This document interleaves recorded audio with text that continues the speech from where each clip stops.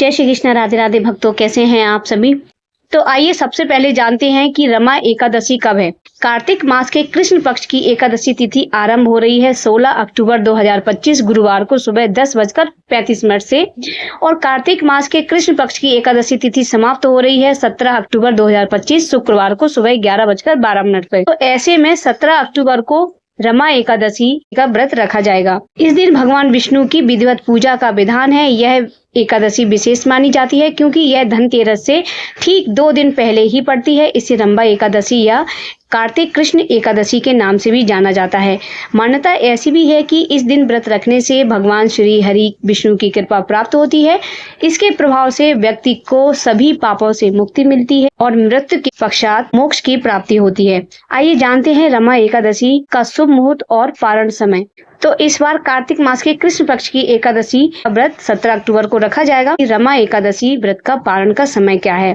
पंचांग के अनुसार रमा एकादशी व्रत का पारण 18 अक्टूबर 2025 को सुबह 6:24 से लेकर 8:41 तक रहने वाला है। तो पारण तिथि के दिन द्वादशी समाप्त होने का समय है दोपहर 12:18 पे। इस एकादशी का बहुत ही ज्यादा खास महत्व होता है। रमा एकादशी को पुण्य कर्म करने के लिए सर्वश्रेष्ठ तिथि मानी जाती है।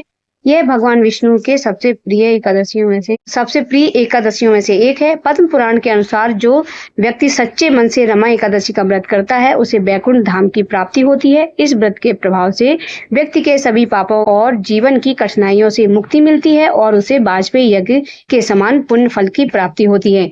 तो आइए जानते हैं कि इस एकादशी पे आपको किस तरह से पूजा करनी है। सबसे पहले रमा एकादशी के दिन सूर्योदय से पहले उठकर सभी कर्मों से निवृत्त होकर स्नान कर लें। इसके बाद साफ सुथरे कपड़े पहने, तांबे के लोटे में जल फूल अक्षत डालकर सूर्य देव को अर्घ्य दें। इसके बाद व्रत का संकल्प लें। एक चौकी में पीला रंग का वस्त्र बिछाकर विष्णु जी की तस्वीर रखें या मूर्ति रखें। इसके बाद जल से आचमन करें, फिर फूल माला पीला चंदन आदि उनको चढ़ाएं। इसके बाद उनको भोग भी लगाएं। इसके बाद घी का दीपक धूप जला लें। फिर रमा एकादशी व्रत कथा का पाठ करें। विष्णु चालीसा आदि का भी आप पाठ कर सकते हैं। अंत में विष्णु जी की आरती करें।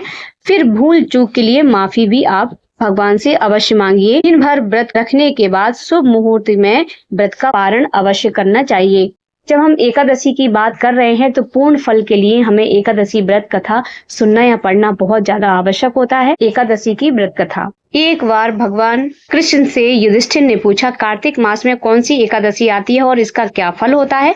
तब भगवान कृष्ण ने कहा, हे युधिष्ठिर, कार्तिक मास की कृष्ण पक्ष की एकादशी का नाम रमा है। इसकी कथा इस प्रकार है। प्राचीन काल में मुचकंद नामक एक राजा सत्यवादी और भगवान विष्णु का परम भक्त था। सत्यवादी राजा मुचकंद की एक पुत्री थी जिसका नाम चंद्रभागा था। चंद्रभागा का विवाह अन्य नगरी के राजा के पुत्र शोभन से हुआ। राजा मुचकंद हर साल एकादशी का व्रत रखते थे। राजा के अलावा उसके राज्य में सभी लोग ये व्रत पूरे मन से रखते थे। किसी के घर खाना नहीं बनता था। एकादशी के दिन लोग व्रत रखते थे। मुचकंद के राज्य में सभी एकादशी व्रत करते थे और उस दिन सभी निराहार रहते थे। मुचकंद की बेटी का पति शोभन बहुत कमजोर था। वो भूखा नहीं रह सकता था और उसे पता था कि अगर वह भूखा रहा तो उसके प्राण नहीं बचेंगे। लेकिन राजा का नियम सभी के लिए एक साथ था। ऐसे में शोभन ने तय किया कि वह एकादशी का व्रत करेगा। चंद्रभागा को भी चिंता होने लगी कि उसका पति भूखा कैसे रहेगा। शोभन ने भगवान पर भरोसा करके व्रत कर लिया और जैसे तैसे समय आगे बढ़ रहा था। भूख प्यास सहन न कर सका। सुबह पारण करने के पहले ही उसकी मृत्यु हो गई। पति की मृत्यु से चंद्रभागा बहुत दुखी हुई। शोभन को उसके एकादशी व्रत के फलस्वरूप उसके अगले जन्म में मंदराचल पर्वत के राज्य में राज मिला। एक दिन राजा मुचकंद मंदराचल पर्वत पर पहुंचे तो उन्होंने अपने दामाद को देखा तो वो प्रसन्न हो गए। राजा ने अपनी पुत्री चंद्रभागा को यह बात बताई और वह प्रसन्न हो गई। इसके बाद चंद्रभागा ने भी रमा एकादशी का व्रत किया और इस व्रत के सुफल से वह अपने पति के पास चली गई। तो भक्तों, ये थी रमा एकादशी की व्रत कथा और उससे जुड़ी महत्वपूर्ण जानकारी। अगर आपको ये वीडियो जानकारी पसंद आए तो आप मेरे वीडियो को लाइक करें और चैनल को सब्सक्राइब जरूर कर लें। मिलते हैं अगले वीडियो में। तब तक के लिए जय श्री कृष्ण। राधे राधे। श्री हरिदास। आप सभी का दिन शुभ हो।